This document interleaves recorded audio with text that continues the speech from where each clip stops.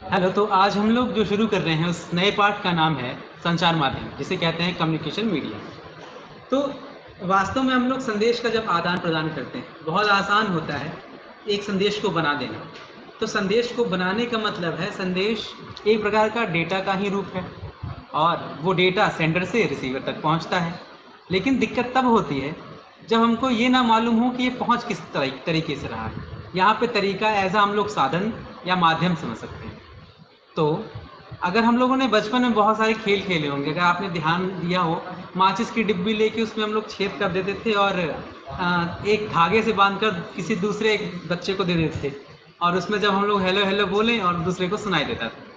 तो ऐसी चीज़ें आप लोगों ने बचपन में बहुत सारी चीज़ें की।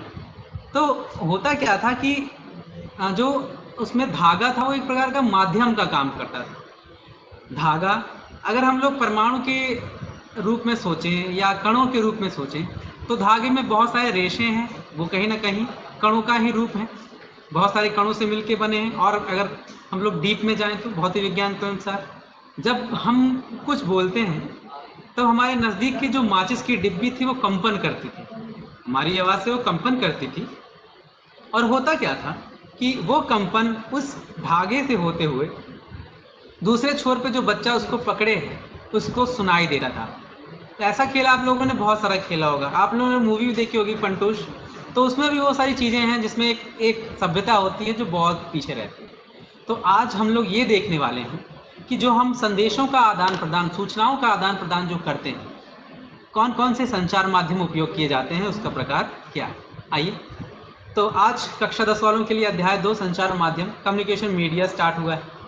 मीडिया मीडियम, आगे बढ़ते हैं। इस पाठ को शुरू करने से पूर्व पिछले अध्याय में आप लोगों ने बहुत सारी चीज़ें सीखी, जैसे डेटा क्या होता है, इन्फॉर्मेशन क्या होती है, डेटा और इन्फॉर्मेशन में अंतर क्या है, सिग्नल्स किसे कहते हैं, सिग्नल के प्रकार कितने होते हैं, है ना, डेटा के प्रकार कितने होते हैं। ऐसी बहुत सारी चीज़ें आप लोगों ने पढ़ी। अब बारी यह है कि डेटा हमने अपने एंड पे पढ़ लिया, हमारे पास अभी डेटा रखा है। अब ये डेटा दूसरे तक पहुंचेगा कैसे? विद्युत चुंबकीय तरंगों के रूप में पहुंचेगा। तो ये कुछ आगे हम लोग बढ़ के देखेंगे कि वो विद्युत चुंबकीय तरंगे कौन कौन से माध्यम का उपयोग करने वाली। So now we are focusing on such kind of point. इस अध्याय के जो मुख्य बिंदु हैं वो कुछ इस प्रकार हैं कि हम लोग देखेंगे संचार माध्यम कहते किसे हैं, निर्देशित संचार माध्यम क्या होता है, बेतार संचार माध्यम क्या होता है, और संचार की अवस्था क्या है। संचार की अवस्था ट्रांसमिशन, डेटा ट्रांसमिशन मोड या स्टेट ऑफ इंफॉर्मेशन ट्रांसमिशन भी कह सकते हैं। आगे चलते हैं, ये पॉइंट आया कहाँ से। तो इसके लिए थोड़े से पिछले पार्ट का थोड़ा सा रेफरेंस, जिसमें हम लोग देखते हैं कि प्राथमिक संचार मॉडल है, ये है आपका संदेश, ये है क्या, संदेश है, और ये है आपका प्रेषक। इंग्लिश वालों के लिए इसको हम लोग बोलते हैं सेंडर। एक ऐसा यंत्र, ध्यान रखिएगा ये व्यक्ति नहीं है, ये यंत्र होता है।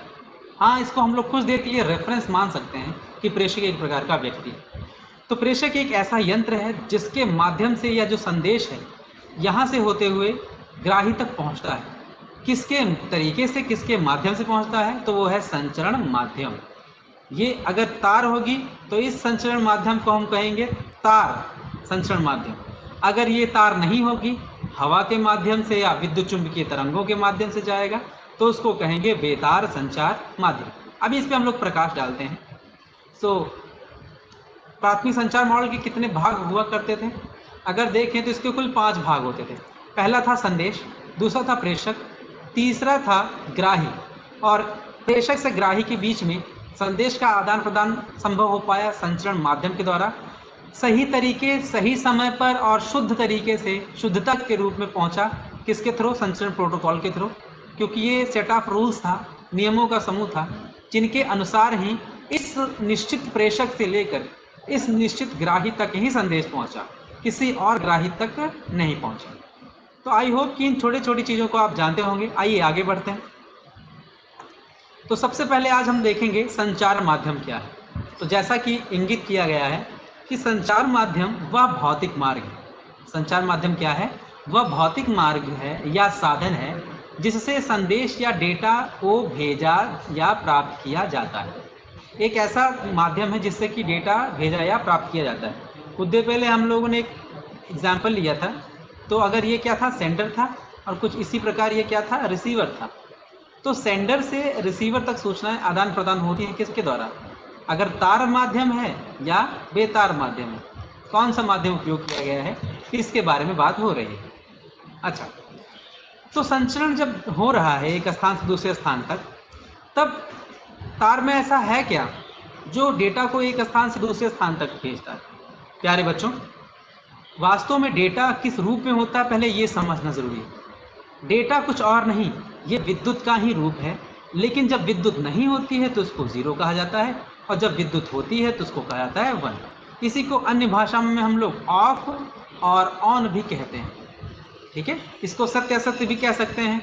ठीक है, अब ये जो आपका डेटा है, ये अगर तार में प्रसारित होगा तो विद्युत चुंबकीय तरंगों के रूप में प्रसारित होगा। तो विद्युत चुंबकीय तरंगों के रूप में प्रसारित होगा, तो ये कॉम्बिनेशन समूह के रूप में होगा। किसके समूह में, 0 और 1 के समूह के रूप में, 0 और 1 के समूह के रूप में होगा। और यही डेटा विद्युत चुंबकीय तरंगों के रूप में तारों में एक स्थान से दूसरे स्थान तक आगे बढ़ेगा। यहाँ पर इसके दो प्रकार हैं। अगर फिजिकली हम लोग देखें, इसके दो प्रकार हैं। पहले प्रकार को हम लोग कहते हैं निर्देशित संचार माध्यम, और दूसरा है अनिर्देशित संचार माध्यम, गाइडेड मीडिया और अनगाइडेड मीडिया। अब ये निर्देशित और अनिर्देशित क्या है, आप लोगों अगर शब्द पे ध्यान दें तो काफी इसका अर्थ वैसे ही निकाल सकते हो, निर्देशित और अनिर्देशित। यहाँ पे निर्देशित किसे कहा गया है, वे संचार माध्यम जिसमें डेटा संचरण तारों के द्वारा विद्युत चुंबकीय तरंगों के रूप में होता है। तारों के द्वारा किसके रूप में होता है, तारों से किसके रूप में होता है, विद्युत चुंबकीय तरंगों के रूप में होता है। इसको कहते हैं संचार माध्यम। अच्छा, जिसमें तार नहीं होती उसको क्या कहेंगे, उसी को कहेंगे अनिर्देशित। वे संचार माध्यम जिसमें डेटा का संचरण वायु के द्वारा विद्युत चुंबकीय तरंगों के माध्यम से होता है, उसे कहते हैं अनिर्देशित संचार माध्यम। हमारे चारों तरफ अगर हम लोग देखें वायुमंडल है, और वायुमंडल में विभिन्न प्रकार की गैसें या और गैसों का मिश्रण एक प्रकार का वायु। तो इसमें क्या होता है, सिग्नल को जब हम प्रेषित करते हैं तो वो माध्यम में आगे बढ़ता है। तो माध्यम में जब वो आगे बढ़ता है, यहाँ माध्यम वायु है, माध्यम में जब वो आगे बढ़ रहा होता है तो वो रिसीवर तक पहुँचता है, और रिसीवर उसको आसानी से क्या करता है, समझ सकता है कि ये किस प्रकार की इंफॉर्मेशन भेजी गई। ये इतना आसान नहीं है, बीच में कुछ चीज़ें यूज़ की जाती हैं जिसे बोलते हैं डिकोडर और एनकोडर। अगर हम लोग यहाँ पे डिज़ाइन करें कि ये मैसेज है, मैसेज को ये है सेंडर, सेंड करने वाला, तो सेंडर जो भी इंफॉर्मेशन भेजेगा उसको क्या कर देगा, इनकोड कर देगा। इनकोड का मतलब कोडकृत कर लेगा। कोडकृत का मतलब किसी एक विशेष कोड में कर देगा जिसे केवल या तो सेंडर समझ सकता है या तो रिसीवर। अब इस इनकोडेड मैसेज एक स्थान से दूसरे स्थान तक पहुंचेगा, कहां तक, रिसीवर तक पहुंचेगा, और ये इनकोडेड मैसेज क्या हो जाएगा, डिकोड हो जाएगा। डिकोड का मतलब ये हुआ कि वो सरल रूप में टूट जाएगा। जो कठिन रूप में बनाया गया था, जिसे और कोई नहीं समझ सकता था, उसको डिकोडर क्या करेगा, तोड़ देगा, सिंपल फॉर्म में कर देगा, और ये सिंपल फॉर्म रिसीवर को समझ में आ जाएगा। तो ये होता है निर्देशित और अनिर्देशित संचार माध्यम में इनकोडर और डिकोडर, सेंडर और रिसीवर। अच्छा, अब इसमें और आगे बढ़ते हैं, देखते हैं कि निर्देशित संचार माध्यम के भी कुछ प्रकार होते हैं। तो निर्देशित संचार माध्यम में यहाँ जो सबसे पहला है वो है खुला तार। खुला तार अर्थात ये बिजली के खंभों के जैसे ही होते हैं, और इनमें दिक्कत ये है कि इसमें ध्वनि या शोर विद्युत चुंबकीय व्यतिकरण से बचने के लिए सुरक्षा व्यवस्था नहीं होती, और इनसे जो डेटा है वो केवल लगभग 20 फीट या 20 मील जैसे आपके तार की क्वालिटी रहेगी उसी के अनुसार भेजा और प्राप्त किया जा सकता है। जैसा कि आप चित्र में देख रहे हैं, इसमें एक प्रॉब्लम भी हो सकती है कि ये तार खुले होते हैं, तो कोई भी इसका उपयोग कर सकता है। तो आज के लिए इतना ही। Thank you so much.